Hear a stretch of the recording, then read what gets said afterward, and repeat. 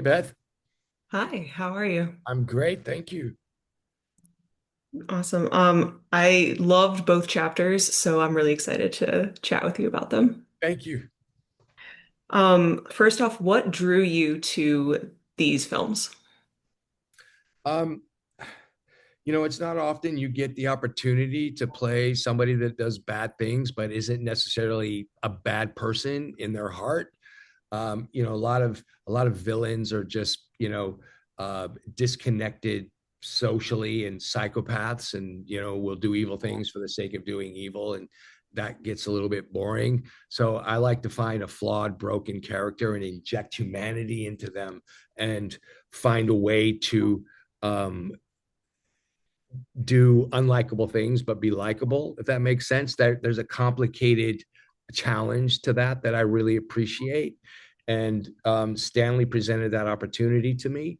He's a survivalist that is leading a culture of people trying to live off the grid in the mountains of Vancouver Island. And for unexpected reasons, this group, this village, is on the brink of extinction. And as their leader, he's willing to do whatever it takes, be it good, be it bad, be it ugly, to help sustain this group of people. And it was something that I related to. I grew up in a rural environment with a family that fished and hunted and bow hunted, and for me to be able to take a part of my childhood and apply some of that knowledge to a film that I was going to be doing was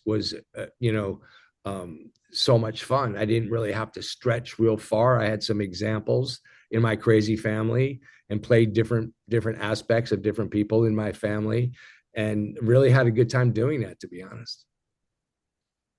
That's good to hear.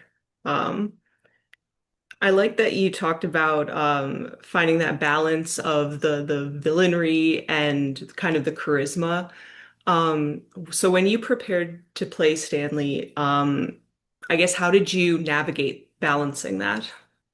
Well, there's a time and a place for, flexing and communicating. So, for me, um, working with Ryan Felipe and being challenged on a physical level, and dealing with somebody whose character is, military trained, um,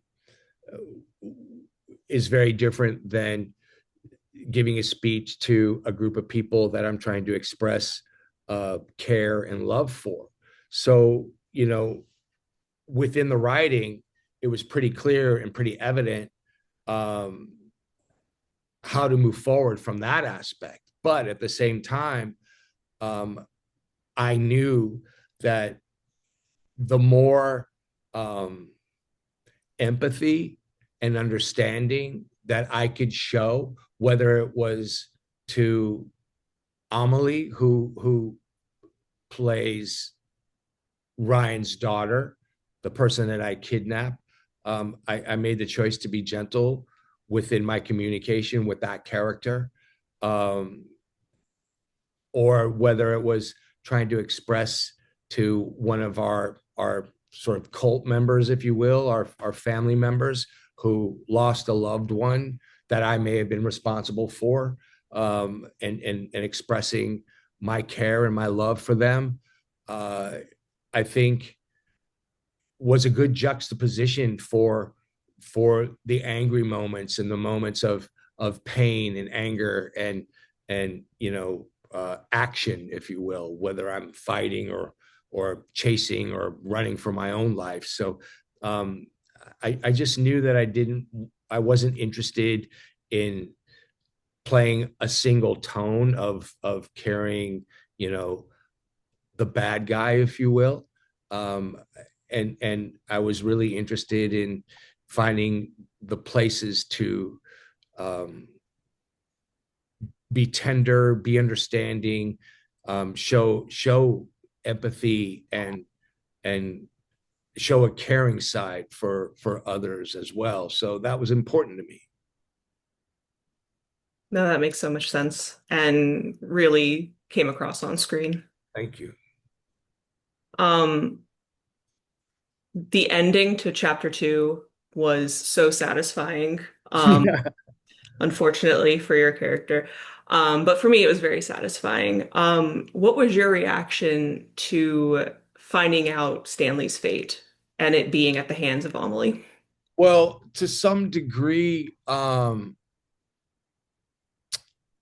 wasn't something that we understood uh, right away. That ending sort of came around as we started progressing through filming.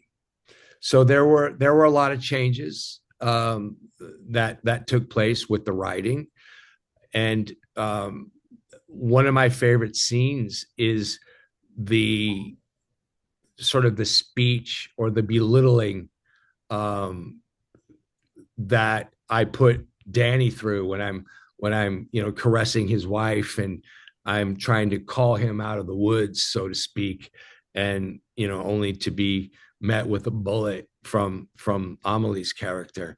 I think it was the right choice, and she's such a wonderful artist.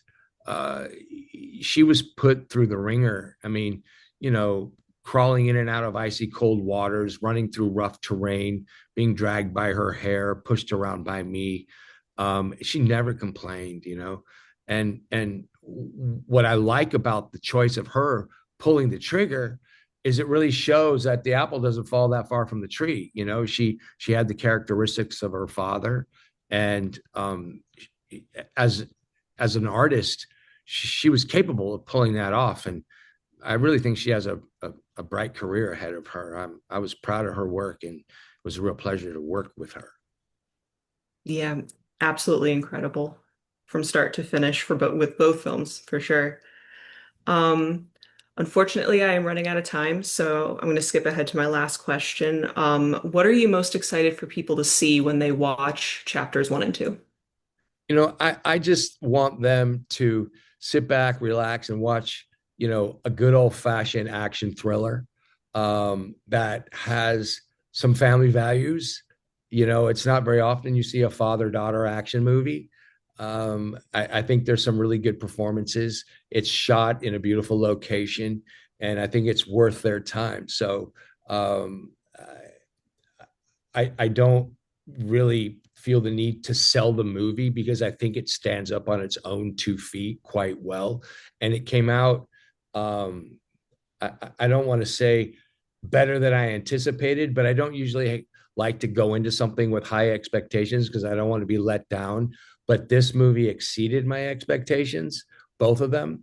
And even though it's broken up into two movies, it's one tale, and we live in this binge culture, and I think people are going to watch the second one right away, or at least want to. So I'm really excited about that. For sure, I watched them both, one right after the other. But thank you so much for chatting. Again, I love both of them, and I can't wait to see what you do next. Beth, absolute pleasure. Thank you for having me.